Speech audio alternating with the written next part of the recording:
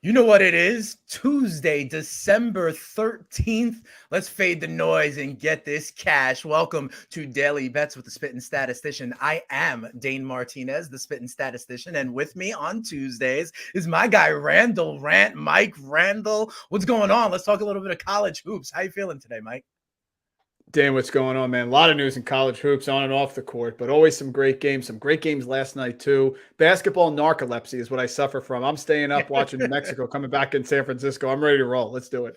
Absolutely. And look, you're throwing out West Coast games. You got to stay up for Hawaii at some point as well. It'll really go around the clock. Don't they also, at the beginning of the season, do like a 24 hours of college basketball with games that are going off at all times, like in Hawaii and Alaska with some of these preseason tournaments? I literally think on some of the big networks, they go 24 hours straight of college basketball.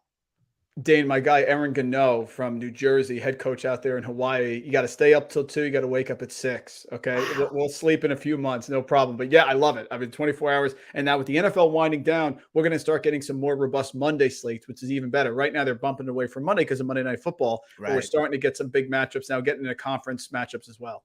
All right, I love that. Sleep is the cousin of death, Mike, so don't worry about it. We can rest later on. Let's go and get those plays. I got to remind everybody, if you like what you hear on Daily Bets, go ahead and hit that like button, subscribe to us on the YouTube channel, and also check out FTN Bets. So many great tools. Benny Ricciardi and I were talking about the betting calculator the other day. We always love the prop shop that's available out there when you're looking to get the best of the number. So remember, going over to ftnbets.com/free, you can get a free trial. And then after that, use the promo code SPEEDS and you'll get 20% off of your subscription. So let's get into it.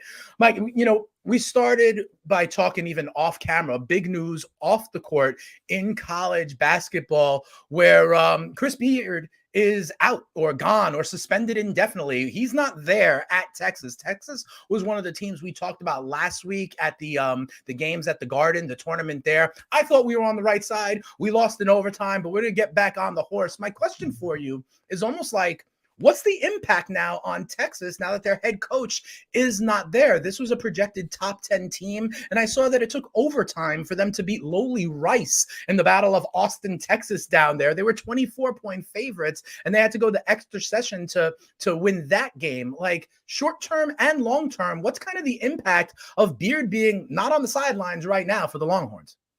Dan, it's a big deal. And it's going to be a problem for Texas. Texas is a program that is trying to get back into college basketball relevance. Shaka Smart was there. Okay, we had Rick Barnes before there. They made a Final Four, but they've struggled. They've always been second to football down in Texas. Chris Beard had made so many strides, moves forward to get this program, get everybody excited. They played Gonzaga at home a couple of weeks ago. They destroyed them. Things were going in the right direction. This is a killer. It is devastating when you lose your head coach. And I read the police report. It's awful. I think he is absolutely gone. It's going to change things. I wouldn't be surprised to see players transfer. The assistant coach stepped in. Of course, the assistant coach is very well liked. I get that. And usually the assistant coach is.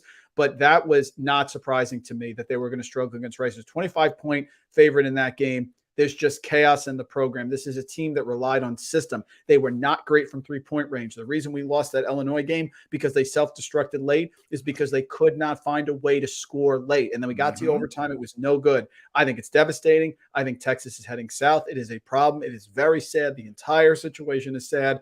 Obviously personally off the court as well. Of course. And then on the court with the team, I expect them to struggle now and not be at the level. People thought they were talking about a Final Four team. I don't see it anymore. So are you fading them in the short term? And do you think the algorithm factors that in? You know what I mean? It's such a cold, hard, numbers-based kind of thing, looking at sides, looking at totals. Do you think the algorithm factors in that, hey, their head coach isn't there, and are they a fade for you now? Yeah, it's a fade for me. I do think the algorithm factors in a little bit when you're talking about setting lines. Their upcoming games, though, they should be able to get right. Stanford, Louisiana, Texas A&M Commerce. But what you had last night, Dane, was a team within the same state. We have seen it over and over again where teams getting points within the same state end up playing very, very well. We saw Brown come back on the road against Rhode Island. We saw Georgia, who I hate with Mike White. I always fade them. They won outright against Georgia Tech. So now you have a Rice team. Yes, it's Rice. I understand that, but they can score. They like to get up and down the floor. They can cause problems. So this team, Texas, is going to start when they get into Big 12 play against teams like Oklahoma, Kansas State, Oak State, TCU. I think those lines are going to be inflated. I'm looking to fade them as we head into conference play. All right, yeah, you get those matchups. It's interesting, right? Kind of like the little brothers within the state, always wanting to, like, these guys knew each other in high school. They were the ones who didn't get recruited to the big schools. That puts the chip on their shoulder, and you see tight games a lot. Another important game that I saw over the weekend that I thought was interesting, want to ask you, was, number one, Houston fell for the first time to Alabama. But, we're going to get back on them today. Both of those teams are in action. But I wanted to ask you about Houston. Right, because they were the number one team in the land, and they come from a non-power 5 kind of school. I usually, when I see teams like that, Butler in the past, Gonzaga in the past, I somewhat dismiss them because I believe that the level of competition they're facing night in and night out is not the same. And when they then get to, March, that they won't have been as seasoned by going through the gauntlet, as it were. Tell me about this Houston team, even though they lost over the weekend. Like, do they stack up? Are they a Final Four team? Like, are they talent-wise enough to hang with the big boys? It's true in any sport. You're going to zig when everyone else zags. Kelvin Sampson has done a brilliant job at Houston. Since he's come in there, what he said is, what is the style that I can recruit to? How can I build a team that can win? Being in the conference that they're in, which is a solid conference, but like you said, not one of the top conferences in America. So what he's done is he's scheduled up, much like Gonzaga has in the non-conference, and his style is that they come at you in waves for rebounding and defense. You reverse the ball around the key, you can't get it back to the other side. They will cut you off and pin you in that corner. That's what Houston does. The problem with Alabama is they were up Houston 39-24, 15 points at home. Fertitta Center was rocking, 7,000 people. And Houston, much like Rocky with Clubber Langdane, just went nuts and said, we can rebound with you. Most teams wilt. Most teams give up. They start shooting from the outside because they can't get to the basket. Alabama, with 4 freshmen, took that game over. They're one of the few teams in the country that can rebound with Houston, and Houston was shell-shocked. But we'll get to this pick in a little bit. Houston will be fine. They'll bounce back, don't worry. But if you're going to come from a smaller conference, you better have a style that is unique enough that it can translate, and that's what Houston has. All right. If you had Rocky 3 on your FTN bingo card for Tuesday, you can mark that one off. I didn't think we were going to get there, but that's why I love having you on Tuesdays, Mike. Absolutely. So let's get to that. Houston, coming off of that loss, is back in action tonight. North Carolina A&T is the opponent. Mike, this is a huge number. I see it at 30.5 points. Are you willing to lay it? Oh, I'm laying it. No problem. And I really love, I just put out for FTN TikTok, by the way, the Houston minus 16.5 in the first half line.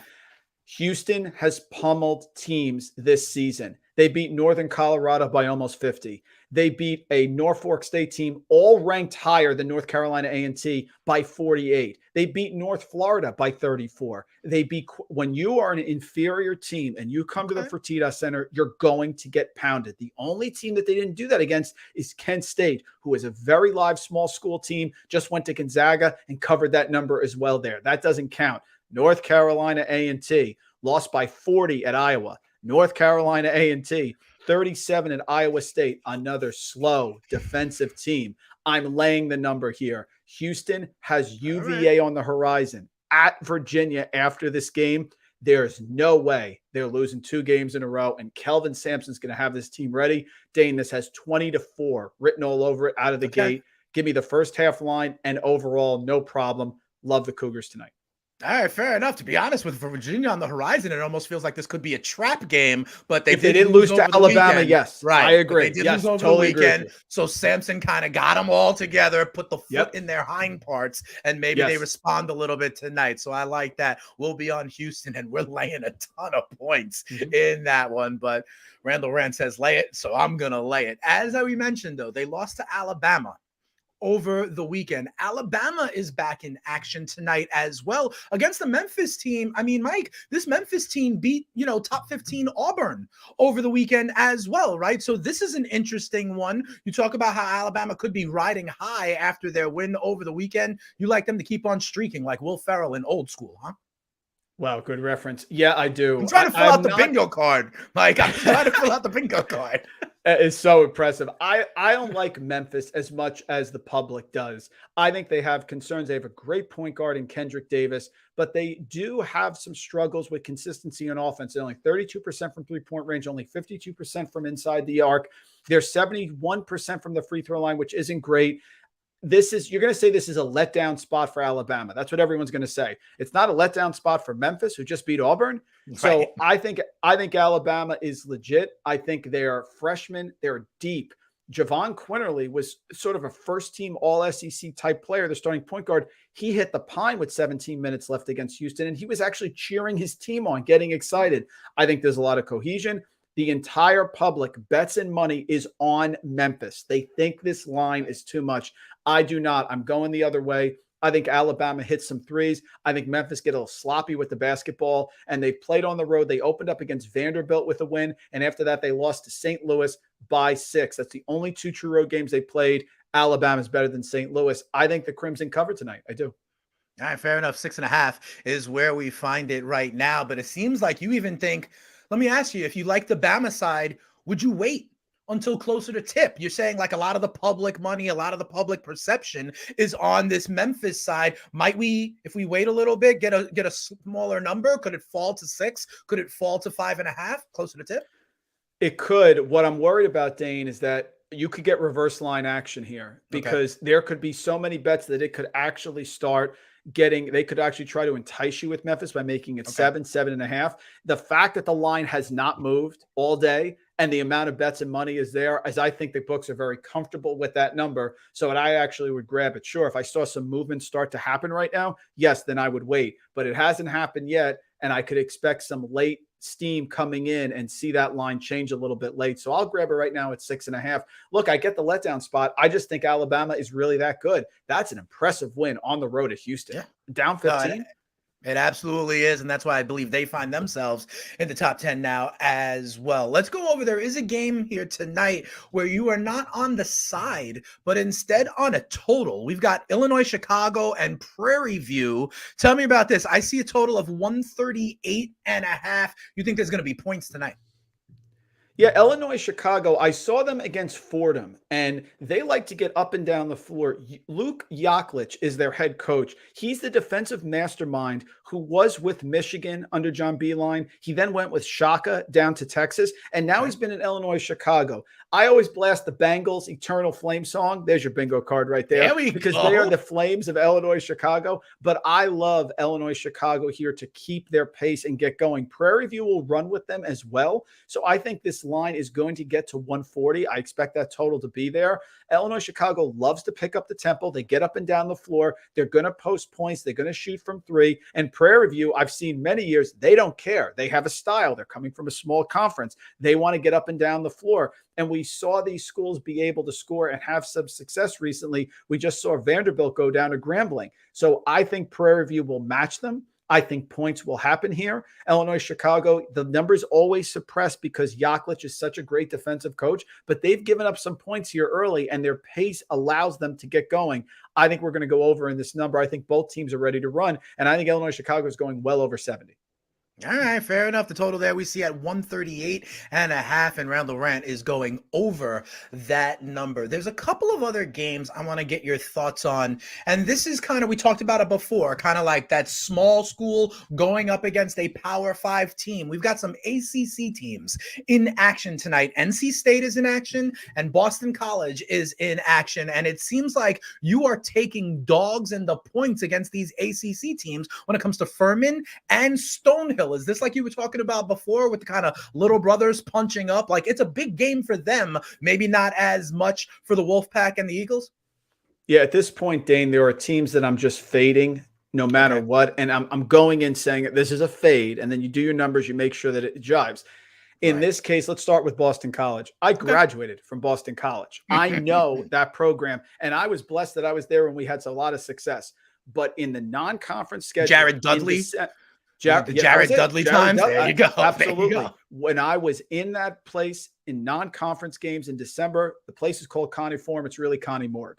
No one is there. It's Wow. dead. And this year, Boston College has struggled to cover at home in those situations. They struggled against Quinnipiac. They struggled at home earlier in the year when they played teams like Detroit Mercy. They didn't cover. They didn't cover against Cornell. They didn't cover against Rhode Island. And so now New Hampshire, they lost outright as a 15-point underdog. So there's no reason why Stonehill, which is located in Easton, Massachusetts, so we have another intrastate rivalry here. Yep. Stonehill's coming up to the big boys, and they're ready to play. Stonehill has played Army. They've played Providence. They played Fordham, a good UMass Lowell team. They're going to be ready for this game. Boston College should not be favored by double digits over anyone at home this year, period. They like to play at a slow pace, so points are going to be a premium. Everything lines up there. I'm 4-0 going fading Boston College at home. I'm going to continue with that one.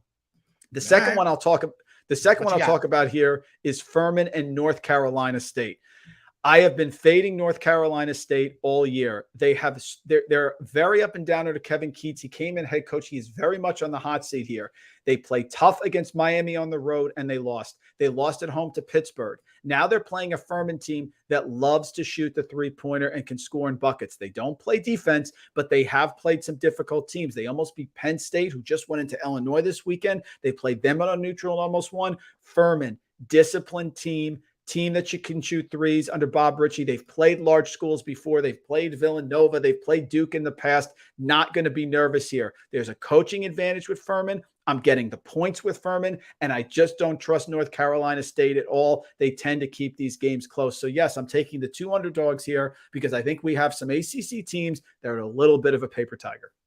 No, that's really interesting. And I like that you're even fading your alma mater. That's how I know you're being objective about it. You called it a morgue, for goodness sakes. I'm going to believe in that one. So there you have it here, everyone, watching Daily Bets here on FTN. The way you fade the noise is by taking the Crimson Tide, laying 6.5 against Memphis. This Illinois-Chicago Prairie View game going over the number of 138.5. We're hopping right back on the Houston Cougars, thinking that they absolutely dump truck NCA&T tonight, by 31 or more points. And then we fade these ACC teams that are facing, intrastate kind of rivals who may have this one circled on their calendar, that being Furman plus the 6.5 and Stonehill plus the 10.5. But literally, Mike, I mean, we got an old school reference in there. We've got like a turnaround Bengals reference. We got it all. Nice. That's what people need to do to come into Daily Bets. That's why people need to like us. They need to subscribe us,